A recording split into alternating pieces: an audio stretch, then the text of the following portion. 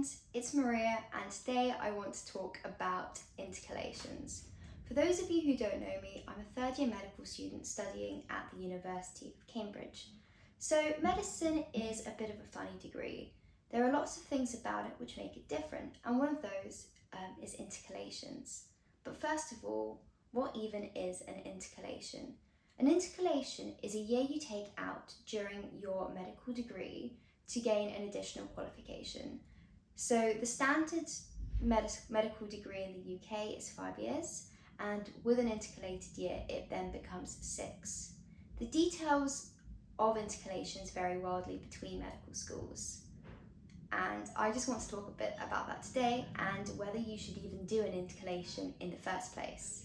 I mean, to intercalate or not intercalate, that is the question. The details of intercalations vary wildly between medical schools, so they can differ in the timing of them.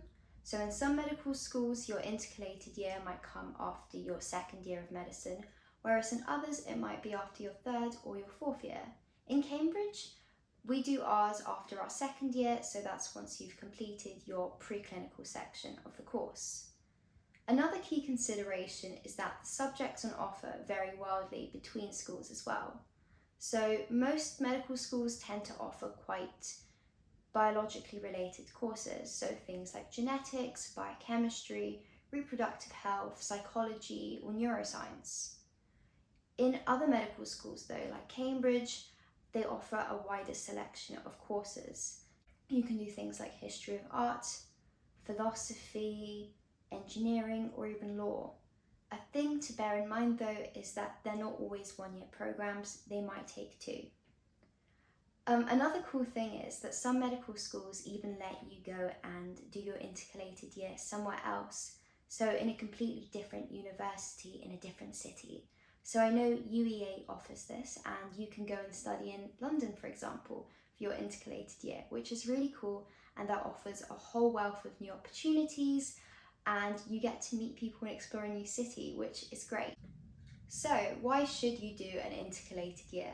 To put it bluntly, you might not have a choice. I'm serious. In some medical schools, doing an intercalated year is compulsory.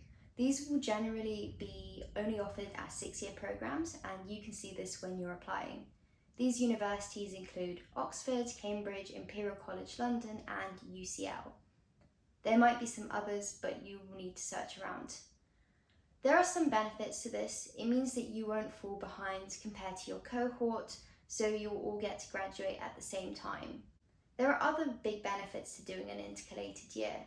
You get to get an additional degree for an extra year of study, and this is relatively cost effective and can also act as a safety net in case you've changed your mind halfway through medical school and no longer want to go and pursue being a doctor. I think this is quite a reassuring thing to know, so you don't get to say 4th or 5th year having nothing to show for it and then dropping out. So in that way, I think it is a hugely beneficial thing to do. In some cases, it can also act as a break from medicine. Medicine is a long slog, it's 5 or 6 years, so having a subject which helps you change the pace of things can be really beneficial and can help you return that long love for medicine as well. Another key consideration is that it allows you to pursue things into more depth, things you are more interested in specifically. So say you're really passionate about female anatomy and reproduction, you can do a year specifically dedicated to that. And this is also something really useful if you're applying for a specialty which is very competitive in the future, because it shows that you have taken the time to learn more about the subject. Whatever way you look at it, intercalations are an opportunity for the taking. That being said though, they're not for everyone, and there are some important factors that you need to consider. Although the extra cost shouldn't be a barrier, I still think it should be a consideration. So if you do an additional year at university, the current tuition fees, if you are a home student, are £9,250. If you then go and factor in living expenses, this will end up around £15,000 to £20,000. That is a lot of money. When you then consider that you're also delaying your entry into the workplace as a doctor, most likely by a year, which you could have been earning money in, perhaps in the region of around 25,000, this is a really big difference. Also, by delaying your entry into the workplace by a year, you're getting even more interest on your student loan. So yeah, even though I don't think it should be a deterrent, I think you need to be well aware of the costs involved with doing an intercalated year. It shouldn't be something that you're doing, just because. Do intercalations help in the UK foundation programme? In terms of career prospects, intercalated degrees currently do give points towards the Educational Performance Measure, or EPM, of the UK Foundation Programme, the UK FPO. This is what determines where you can work as a doctor once you graduate. You get points determined by how well you did on your intercalated year, so you get more points for first, then for a 2-1, and then a lowest number of points for a 2-2. I've attached the table here.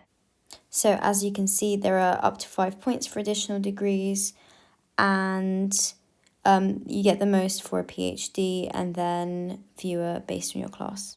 However, this is currently in the process of being changed by the BMA. I've linked a paper that they've written which explains their reasoning. You can also see it on their website here. I think it is a step in the right direction because you're no longer discriminating against people based on whether they can afford this additional year of uni, and you're no longer encouraging people to do degrees that aren't really that helpful for them being a doctor. However, additional degrees can be useful in medicine later on in your profession.